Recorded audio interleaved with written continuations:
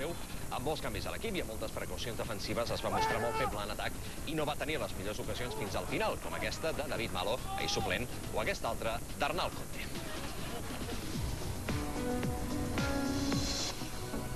Una jugada individual han resuelto un partido que estaba al alcance de cualquiera de los dos y que el que metería gol estaba claro que se podía llevar el partido, ¿no? Y así ha sido.